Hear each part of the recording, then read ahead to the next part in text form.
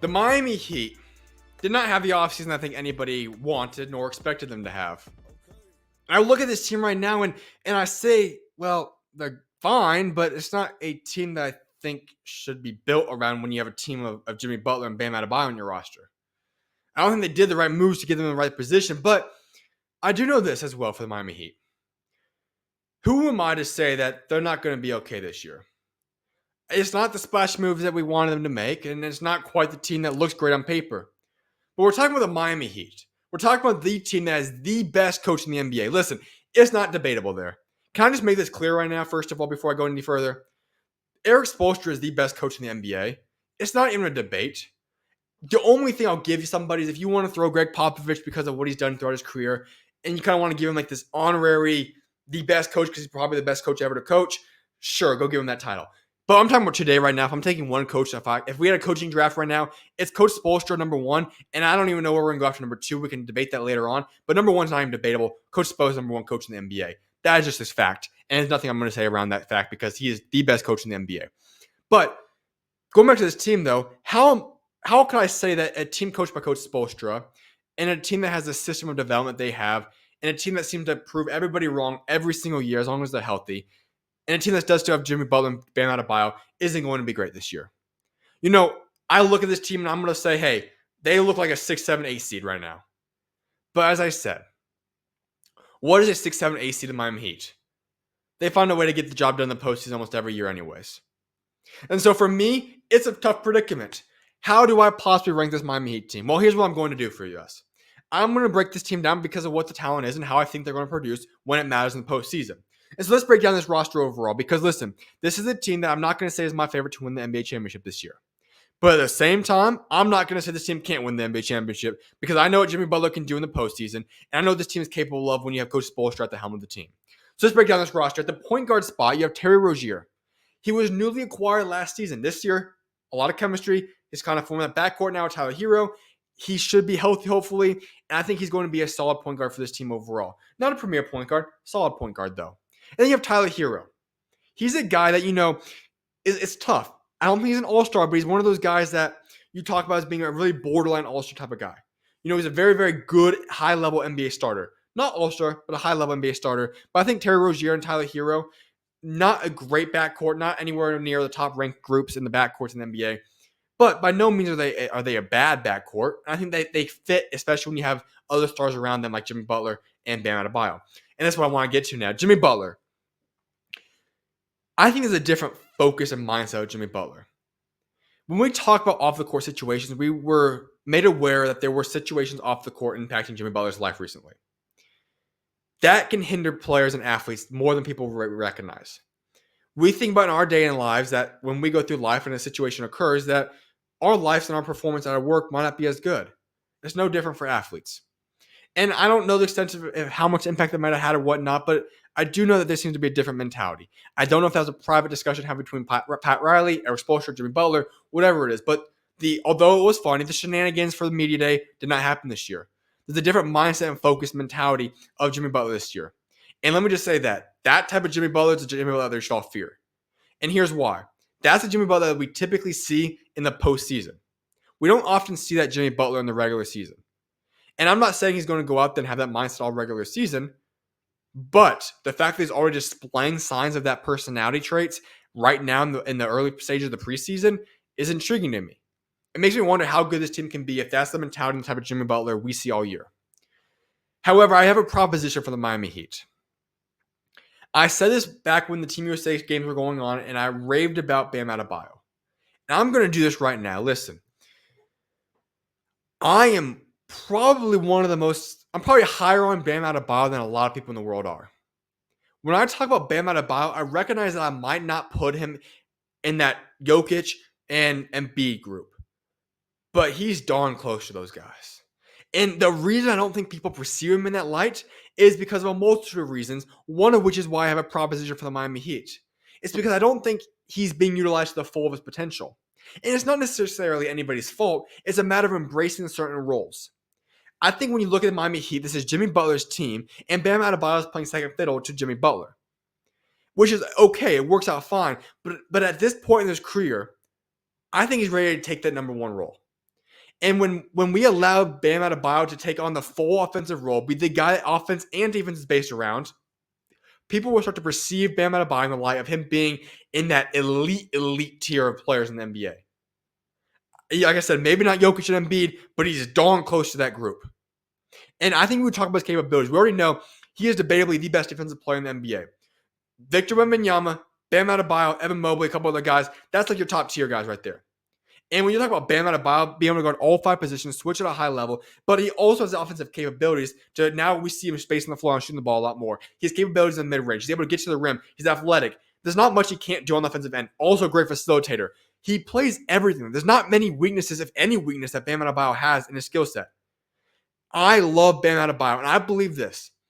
I think that when the time comes that we decide to say, hey, Bam Adebayo is number 1 guy in the Miami Heat, Jimmy Butler's second unit to him, or second fiddle to him, and they form a dynamic duo where Bam's 1A, Jimmy Butler's 2 or 2B, or whatever it is.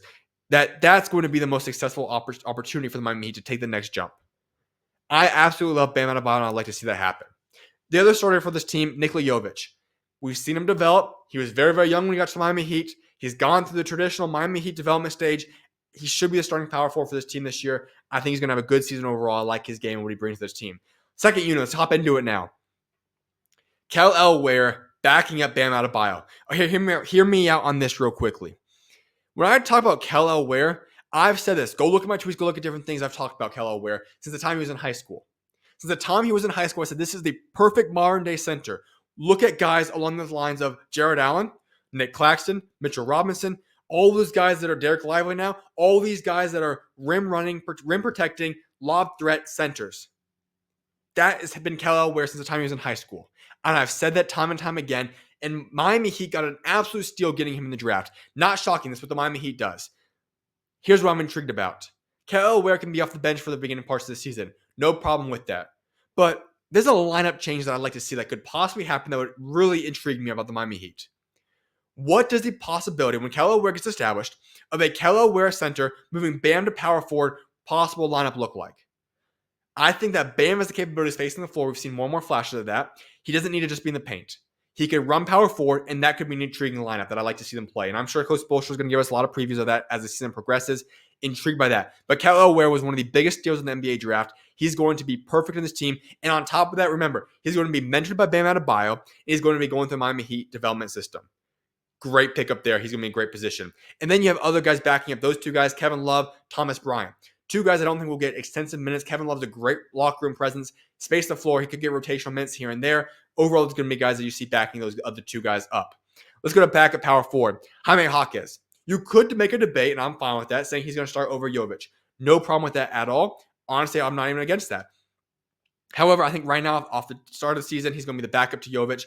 Just overall can control the bench unit. You could debate will be the number 1 scoring option as a second unit player. I think that's an interesting role to see him in right there. But had a great rookie season. I think he could have another great year overall in year 2. And then backing him up, Hayward Highsmith. We've seen what he's done. He's a good rotational guy. You could see him as a 9th, 10th, 11th man in the rotation spot. Nothing I'm going to trust him too much with, but overall it's still a good depth piece there. Then we look at the backup to Jimmy Butler is Duncan Robinson. 2 years ago, people were obviously, and rightfully so, looking at that contract and saying that might be the worst contract in the NBA, or at least right up there. But last year, he had a much improved season, both defensively, efficiently on offensive end, shooting-wise, and I like what he's going to be able to bring to this team. Hopefully, he's had another great offseason, and he can really solidify himself as being a good backup bench piece to this team. Because, listen, he can space the floor. If he's not a liability on defense, he's a good guy that you can trust even in the postseason. Then let's go up to the shooting guard spot. And listen, the guard spot is the biggest weakness overall for this team, okay? Josh Richardson, Pele Larson, the guys that's battling for that shooting guard backup spot there. Josh Richardson is the guy you can trust. Had a lot of injuries once again last season, but he's overall a good player. I think he could be a good rotational guy. Not sold on him because he has had injury issues in the past, though. But I do like the addition of Pele Larson. Now, I don't know if I'm going to be able to trust Pele Larson right out the gate or even to trust him throughout the rookie season. But we're talking a year or 2 down the road in the Miami Heat developmental system. He's going to be great in that system. I think he was a great draft pick coming out of Arizona right there. And then you have Alec Burks. He's one of the most underrated guys in the NBA. This is the guy that's going to show up and just get you 20 points a game randomly out of the blue on a Tuesday night against somebody that you just need to step up. He got more minutes and he's going to drop 20 points for you, maybe even more. He's a guy that can be a great bench piece. You could possibly say, hey, if he fits in the rotation right, maybe even becomes a sixth man of this roster. I don't know what the case may be, but he's a very underrated player. I like that pickup for the Miami Heat. I really went underneath the radar. They didn't make a lot of transactions this offseason. He's one of those few pieces, and I think that was a great pickup for the Miami Heat team to make. But when I do look at this team, like I said, I don't want to be the one doubting the Miami Heat. This team has done it and proved people wrong every single year. There's no reason they can't do it again. But when I do look at this roster, yes, the guard spot is a little bit weak. Obviously, you could use backup upgrades at backup point guard. You could utilize a little bit more depth overall. I could see a star player being needed on this roster. They're about another star player away, I'd say, from being a legitimate, contender right on paper. However, this is the Miami Heat.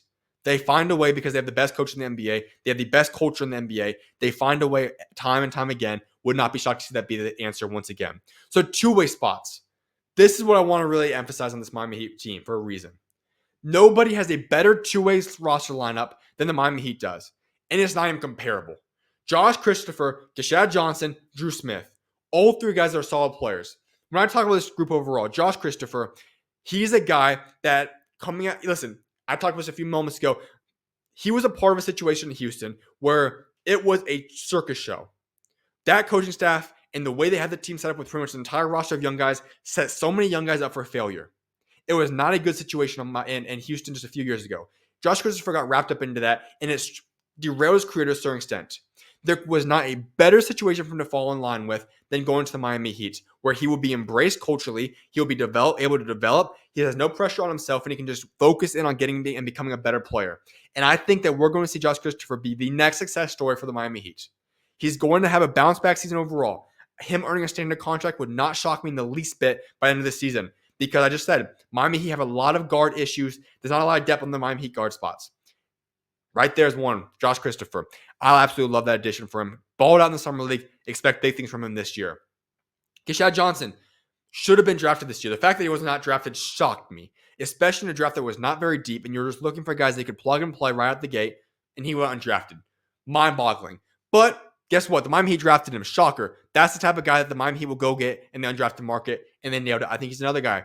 Would not be shocked to see him on a standard contract in the NBA in the near future. Drew Smith is a guy I'm not as high on. I think he's going to stick on the two-way spot. We've seen him bounce in and out of the league, but at the same time, Miami seems to love this guy. And when Miami likes a guy that they're trying to develop, I'm not going to be the one to say they're wrong. They know better than anybody else in the NBA of who's going to be good guys that can develop on the two-way spot. So they have him there for a reason. Only time will tell why they like him so much. Here's what's interesting, though. They have one roster spot currently open on the Miami Heat. What do they do with that spot? It's not guaranteed to be utilized because of the cap situation in the NBA. A lot of teams are leaving that 15th spot open and only going 14 guys. That could be what they do here. But they have a few guys that are currently on E10 deals, including Nasir Little, Isaiah Stevens, Zion Poland. Zion Poland was originally on a two-way deal, got dropped. I don't think he's going to get that spot overall. I think he's going to spend the year in the G League. Great development year for him there. Isaiah Stevens, I like his game a lot. He showed up great in the summer league. He's been decent throughout training camp preseason. I don't know if he's going to get a standardized contract, but it's more so could Jake up, get the overall standard contract to see become a two-way. That's for time will tell. And then you look at a guy in Nasir Little. Never quite lived up to expectations. Couldn't find a rotational role on the Phoenix Suns last year when that team was abysmal and needed depth. So I'm not very high on him. I'm not sure he's going to fit well. But once again, Miami Heat knows how to identify guys and revive careers. That could be very well what we see Nasir Little end up doing this season. So what do I look at for this overall team? Well, your weaknesses are backup point guard and guard depth. Overall superstar talent. There's not the overall talent that you look at and say, hey, you don't have multiple All-Stars that are guaranteed. You have two, but I feel like they could use one more superstar on this roster. What they're really banking on is development, which, to be frank, this is a team that is very, very good at development. That's the thing that if anybody's going to bank on development in the NBA, it's the Miami Heat, and they have an A-OK job at doing that. So that's what I'm going to look at for this team. They're banking on a lot of these young guys taking big jumps and playing bigger roles this season and becoming better players. They're banking on guys like Jimmy Butler being healthy, Bam Adebayo being healthy, so on and so forth. And if that comes to fruition, this team could be a lot better than a lot of people think of them as. As I've said multiple times, though, this team will be good. It's the Miami Heat. They have Erik Spoelstra coaching them. They have two guys that are all-stars, and they have great development. I'm personally not going to say this is a contending roster, but I'm also not going to bet against this team because they have proven me and everybody else wrong time and time again. And like I said, they have the best coach in the NBA, and they have great players around them. I think this team will still be a good season team overall. The East is very, very weak. They're going to be in the playoffs. They're still a top 7, 8 team, whatever it is in the East. I just am excited to see and wondering what the overall team is going to be like when you talk about the development process of these young pieces. How much do they step up? How good are the rookies going to be able to be? And can they contribute to where this team actually does look like in 3-4 months, we can say, hey, this team actually is really good because they have depth. These guys are better than we initially knew them as to be at this point in time. So the Miami Heat should be a team that will be good once again. Contender, maybe not, but still a team that will be a playoff threat. And then you're not going to want to bet against the Miami Heat because that's going to be a mistake that many teams have done wrong in the years past, and you could do it again.